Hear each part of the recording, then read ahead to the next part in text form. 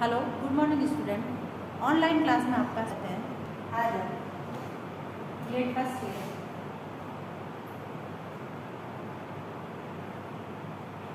Subject pedagogy और social science में हमारा जो प्रकरण चल रहा है धर्मनिरपेक्षता। इससे पहले हमने धर्मनिरपेक्षता की जो विशेषताएं हैं उन विशेषताओं के बारे में अध्ययन किया। आज हम धर्मनिरपेक्षता के जो कारक हैं उनके बारे में अध्ययन करेंगे। प्रकरण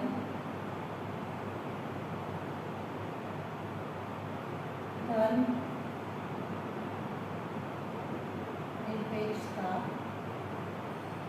के कारक।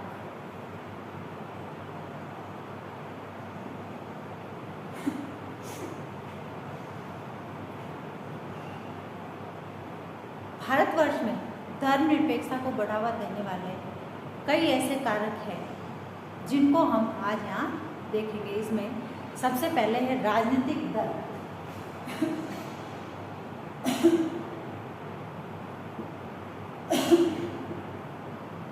राजनीतिक दल। अब धर्मनिरपेक्षता को बढ़ावा देने में या उनके कारकों में सबसे पहला कारक है राजनीतिक दल। हमारे देश में राजनीतिक दल भी धर्मनिरपेक्षता को बढ़ावा देने में सहायक सिद्ध हुए हैं। 17 मई सन 1964 17 मई सन 1964 17 मई सन 1964 में पंडित नेहरू के निधन के समय तत्कालीन राष्ट्रपति जो थे डॉक्टर सर्वपल्ली राधाकृष्णन ने अपने उद्गार इस प्रकार व्यक्त किए थे कि पंडित नेहरू का मुख्य उद्देश्य लोगों के मन में धर्म के आंतरिक तत्वों को निकालना था, जिससे कि धर्मनिरपेक्षता को आगे बढ़ाया जा सके या धर्मनिरपेक्षता आगे बढ़ सके। यानी जो राजनीतिक दल है वह राजनीतिक दल भी कहीं न कहीं धर्मनिरपेक्षता में कारक सिद्ध सहायक जो कारक होते वह सिद्ध हुए। उसके बाद दूसरा जो है कारक पश्चिमीकरण।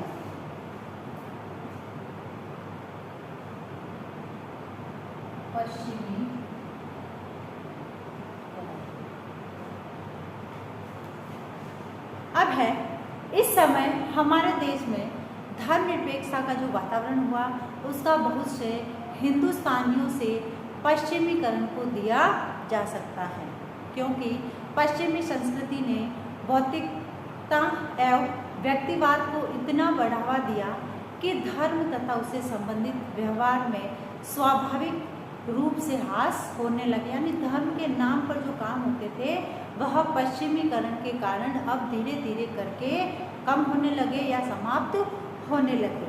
भारतवर्ष परंपरागत देश के नाम पर प्रसिद्ध हो रहा है। परंपरागत का धर्म से सीधा संबंध है।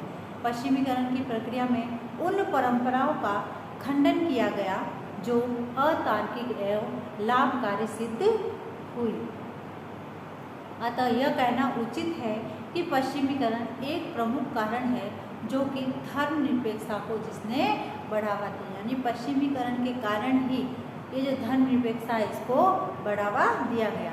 उसके बाद है नवीन शिक्षा प्रणाली। नवीन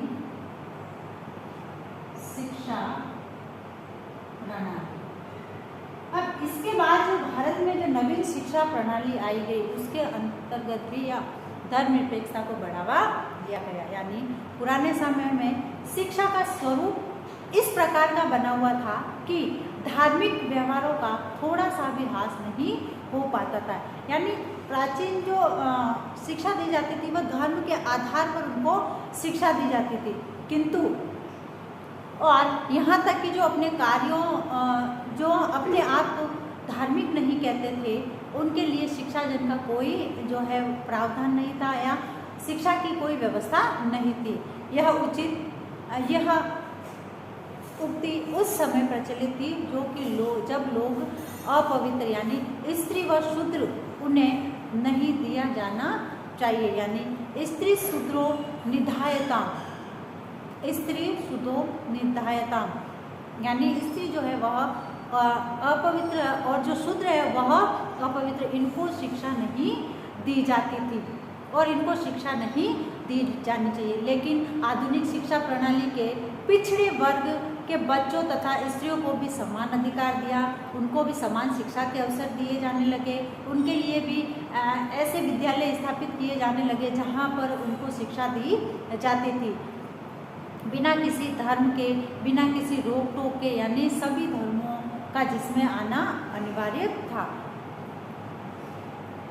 जिसके कारण उनकी परंपरा, मनोवृत्ति तथा व्यवहार में परिवर्तन हो रहा है। धीरे धीरे उनका विश्वास धर्मनिरपेक्षता की ओर आगे बढ़ने लगा। संक्षेप में यदि हम ये कह सकते हैं कि वर्तमान शिक्षा की जो प्रणाली है वह उसी शिक्षा प्रणाली के कारण धर्मनिरपेक्षता को बढ़ावा मिला, या धर्मनिरपेक्षता की विचारधारा है वह सुदृढ़ होती जा रही है। इसी के आधार पर जो है सभी व्यक्तियों को एक समान शिक्षा के, समानता के अधिकार दिए जाने लगे और धर्मों को पीछे छोड़कर मानव को मानवता की शिक्षा दी जाने लगी, यानी बिना किसी भेदभाव वाली शिक्षा दी जाने लगी। उसके बाद है चौथा जो है वो नगरीकरण और औद्योगिकरण। नगरीकरण व औद्योगिकरण।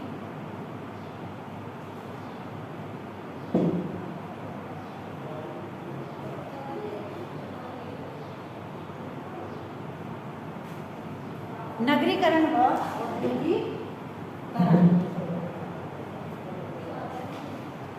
अब नगरीकरण तथा औद्योगिकरण के कारण भी ये जो धर्मनिरपेक्षता है इसको बढ़ावा मिला, यानी नगरीकरण तथा औद्योगिकरण धर्मनिरपेक्षता की प्रक्रिया में सहायक कारक के रूप में सामने आया है।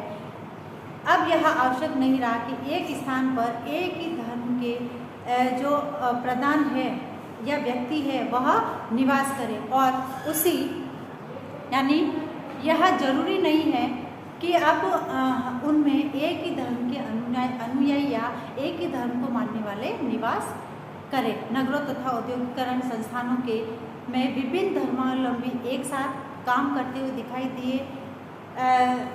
देखे जा सकते हैं। उनमें परस्पर विचारों का आदान प्रदान होता है और बराबर चलता रहता है। इसका मुख्य कारण यह है कि नगरों में रहने वाले अनेक प्रकार के औद्योगिक, वैज्ञानिक एवं आधुनिक आविष्कारों के संपर्क में रहते हैं, नवीन विचारधारा से जुड़ते हैं, नवीन आविष्कार देखते हैं, जिससे वे धार्मिक और अन्य जो विश्वास है या अंधविश्वास है उससे बच जाते हैं। इस स्थिति के कारण धीरे धीरे जो है विशेष की कट्टरता समाप्त होने लगी और सह अस्तित्व की भावना लोगों में विकसित होने लगी।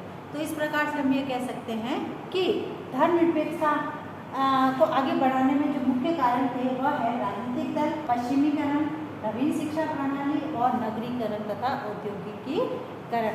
इन्हीं के कारण जो है आज जो स्थिति देखी जा रही है धर्मनिरपेक्षता की वह इन्हीं का परिणाम है, जिसके कारण आज व्यक्ति प्रत्येक संस्था में चाहे किसी भी जाति का हो, किसी भी धर्म का हो, एक साथ मिलकर काम करते हैं, एक साथ मिलकर रहते हैं और विचारों का उनमें आदान प्रदान भी होता है।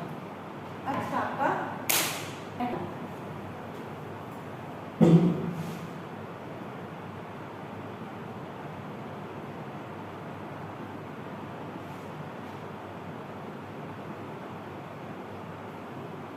धर्म निरपेक्षता के कारणों का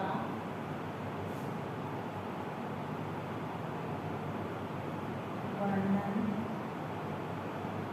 कीजिए। अब एक विशेष बात, जैसे कि सभी जानते हैं कि कोरोना जैसी महामारी भयंकर रूप से फैल रही है, अतः इससे बचाव हेतु हमें उपाय करने हाथों को सैनिटाइज करना, मुंह पर मास्क लगाना, सोशल डिस्टेंस का ध्यान रखना। बी स्ट्रॉन्ग, स्वस्थ रहे, सुरक्षित रहे। धन्यवाद।